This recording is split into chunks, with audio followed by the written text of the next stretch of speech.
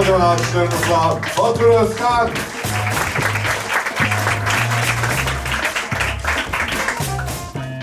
Burası bildiğiniz üzere BKM Kadıköy, yeni açıldı burası. Daha çok yeni bir sahne, festivalle beraber ilk gösterisini yaptı. Boğaziçi Komedi Kulübü'nün gösterisinde Kadife Sokak'tayız şu an Kadıköy'de. Burası cumartesileri çok kalabalık oluyor. O yüzden mesela festivalin de en böyle güzel, büyük geçecek gösterileri hep böyle cumartesiye konur. O yüzden biz Boğaziçi Komedi Kulübü olarak Perşembe günü buradayız. Ama ben burada ilk defa sahneye çıkmıyorum. Çünkü burası eskiden Bahane Kültür isminde bir mekandı ve burada Boğaziçi Komedi Kulübü'nün açık mikrofon gösterileri oluyordu.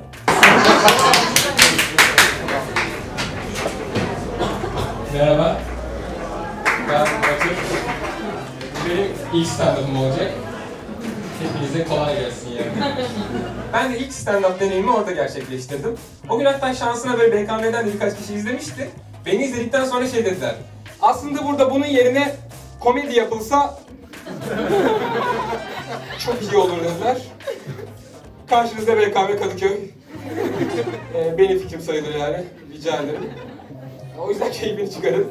Ama çok teşekkür ederiz. Bu İstanbul Komedi Festivali kapsamında oluyor bu gösteri. BKM'de festivalde çok teşekkür ederiz. Çünkü bu festivalden kazandıkları paranın bir kısmını ihtiyacı olan insanlara verecekler. Komedyenlere.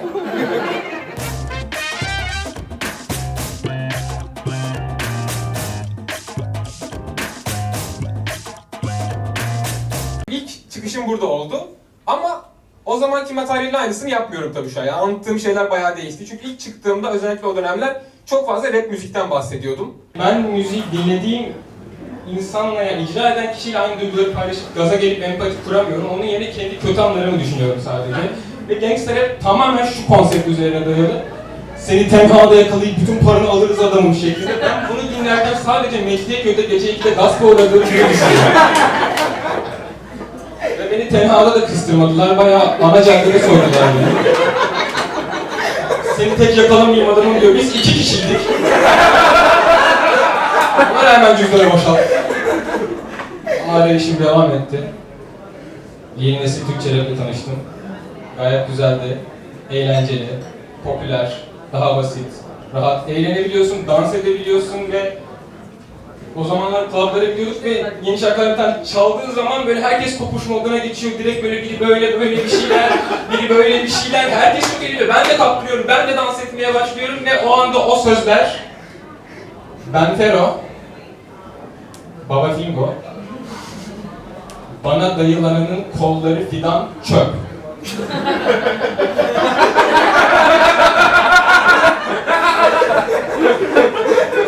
Şu anda o şakaların hepsini attım.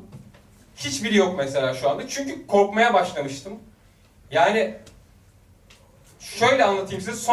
Rapçilerle komedyenlerin arası pek iyi değil çünkü şu aralar. Bilmiyorum farkında mısınız? Mesela son Oscar ödül törenini hatırlar mısınız? Dünyanın en meşhur rapçilerinden bir tanesi, dünyanın en meşhur komedyenlerinden bir tanesine sahne üzerine tokat attı ve mutlu mutlu geçip izlemeye devam etti. Kimse de bir şey demedi adama.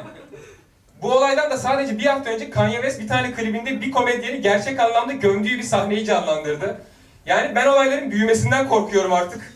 Çünkü hani tamam benim de işte bu komedi işi için böyle isteklerim var, hayallerim var ama bunlardan bir tanesi Altın Portakal'da 50 yaşıma geldiğimde ezelden dayak yemek değil. Ki ben bunu Ezel Deniz Göktaş'a Almanya'da açılış yapmadan önce yazmıştım. Ama bilmiyorum biliyor musunuz onu ama geçen gün YouTube'u açtım ve karşımda o videoyu gördüm. Deniz Göktaş'ın Berlin'deki açılış komedyeni Ezel oldu diye. Diğer komedyenlerle konuşmaya başladım. Herkes çok mutlu. Diyorlar işte abi çok havalı, Ezel tanıdığımız komedyenlerle takılıyor. Hayır dedim. Adım adım yaklaşıyor.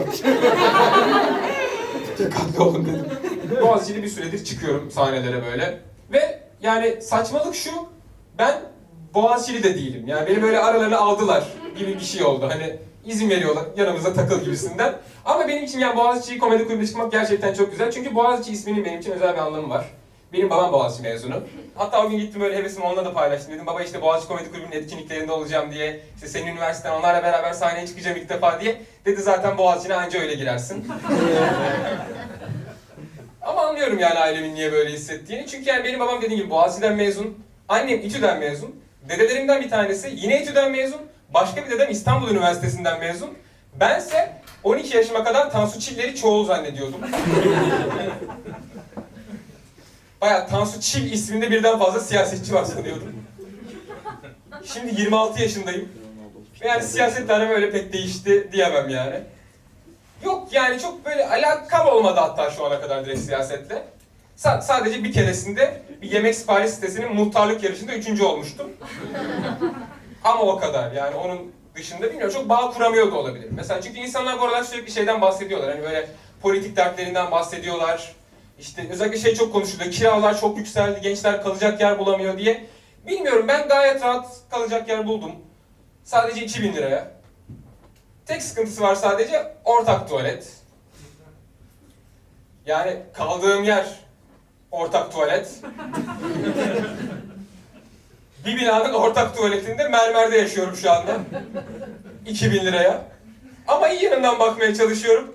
Sosyal anlamda hiç fena olmadı. Apartmandakiler sürekli gidip geldiği için misafirim varmış gibi oluyor. Mesela Erol abi var 8 numarada, onunla aramız bayağı bir ilerledi. Çünkü Erol abi tuvalete çok uzun süre kalıyor. Öyle olduğu zaman pek iyi yanından bakamıyorum. Hatta bazen böyle rahatsız ediyor oluyorum yani böyle uzarsa şey diyorum hani böyle anlasın diye. Erol abi işte yanında çay kahve falan da ister misin diye. Yok canım benim diyor. Kahve bana dokunuyor. Biliyorsun. Biliyorum diyorum Erol abi. Biliyorum. Ne diyordum? Siyasetle aram yok. Ama yani şey istedim böyle ortamlarda böyle siyaset konuşabilen, o siyaset hakim olan insanlardan olmak istedim. Çünkü yani böyle ne zaman bir ortamda siyasi bir konu konuşulsa ben hep böyle en bilmeyen insan olarak kalıyorum. Yani böyle bir kere takip edemiyorum. Çünkü çok fazla tarih var. Yani eden nasıl ediyor onu da anlamıyorum. Çünkü mesela politik bir hararetlenme oluyor bir yerde. Birisi çıkıp şey diyor mesela. Kimse benim karşımda 27 Mayıs'ı savunmasın kardeşim diyor. Ben diyorum niye 27 Mayıs yaz başlayacak hani güzel bir gün gibi duruyor aslında diye. İşte başkası geliyor işte asıl benim karşımda 12 Eylül konuşmayın. Başımıza ne kadar iğrençlik geldiyse hepsi 12 Eylül'de başladı. Yok diyorum ben tuvalete Ağustos'ta tuttum. Ama dedim öğreneceğim bu işleri. Anlayacağım bu işleri dedim. Ne yapayım ne edeyim dedim. Haberleri okuyarak başlamak mantıklı geldi.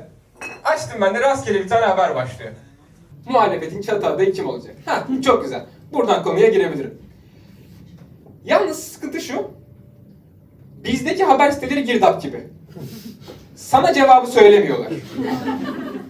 Soru devam ediyor. Yani açtım mesela haberin muhalefetin çatı adayı kim olacak diye. Okumaya devam ediyorum. Muhalefetin çatı adayı kim olacak? Dedim herhalde biraz ileride söylüyor. İniyorum aşağı. Muhalefetin çatı adayı kim olacak? Muhalefetin çatı adayı belli olacak mı? Muhalefetin çatı adayı belli oldu mu? Paragraf okuyorum. Muhalefetin çatı adayı kim oldu? Muhalefetin çatı adayı ne zaman belli olacak? Muhalefetin çatı adayı ne zaman belli oluyor?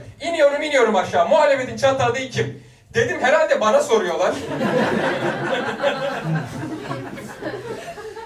Cevaplar bende.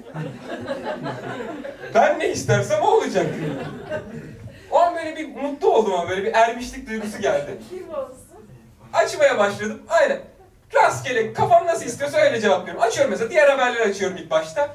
2022'nin en zengin insanı kim oldu? Ben. Devam ediyorum. Covid-19 nasıl bitecek? Bol bol öpüşerek. Açıyorum. Muhalefetin çatı adayı kim oldu? Acun. Yani umurumda değil o saatten sonra. Ki yani boşa da sallamıyorum. Düşünürseniz Acun çok mantıklı bir aday. Acun Erzurumlu. Ama Edirne'de büyümüş. Doğu ile Batı'yı birleştirecek adam. Yani siyaset öğrenemedim. Ama en azından böyle sahnede anlatacak bir şeylerim oldu. Dediğim gibi sahnelere çıkıyorum bir süredir. Ve işte ilk böyle yani şey görmek çok güzel. Hani kendim için de, çevremdeki komedyenler için de. Çünkü ufak ufak böyle gittikçe daha da fark edildiğimizi görüyorum. Özellikle mesela internete her yeni bir video attığımızda falan. Farklı kitlelere ulaşıyoruz, onu görüyorum. Hiç aklınıza gelmeyecek kişiler. Mesela şunu fark ettim garip bir şekilde yüz felçliler bizi çok seviyorlar. Bunu internete attığımız videolardan biliyorum. Ne zaman yeni bir video atsak altına mimik oynamadı yazıyorlar. Teşekkürler diyorum. Evet dediğim gibi bir süredir stand-up yapıyorum. Ve ilk başladığımda böyle çevremdeki insanlar gelip şey demişti işte böyle hevesle böyle şeyle heyecanlı. Oo şimdi senin ünlülerle bir sürü anıların olur. Hedef buydu yani onlar için. Benim ünlü olabileceğimi kimse düşünmedi. Ki hakikaten de öyle oldu bu arada yani. Benden yana bir tanınırlık olmadı ama Böyle ünlü insanlarla etkileşime gerçekten girdiğim oldu bolca. Ama yani insanların tahmin edemediği şey şu. Ünlü insanlarla etkileşime girdiniz diye illa böyle çok ortaya havalı bir durum çıkacak diye bir şey yok. Mesela benim anılarımın çoğu şöyle. Bir tanesi mesela bir stand-up gösterisinde seyircideyken Uras Kaygılaroğlu ben lavaboya gittiğim sırada yerime oturdu. Anı bu kadar. Bir şey de diyemedim adama. Böyle arkada görmediği anlarla pasif agresif tavır yaptım böyle falan. Bütün anılarım böyle. Başka bir tanesi. Pinhani grubunun bas gitaristiyle tanıştım. Ve adamın karşısında üzerime ayran döktüm. Ki o gün yaptığım en kötü şey bu da değildi. Çünkü burada size bir soru soracağım. Pinhani mi, Pinhani mi? Pinhaniymiş. Ve ben gece boyunca adamın suratına karşı Pinhani dedim. Ve en kötü yaptığım şey o gün bu da değildi. Çünkü adamın suratına bakarak dedim ki abi Pinhani tek kişi değil miydi ya? Ben Batur Özkan, çok teşekkür ederim herkese. İyi akşamlar.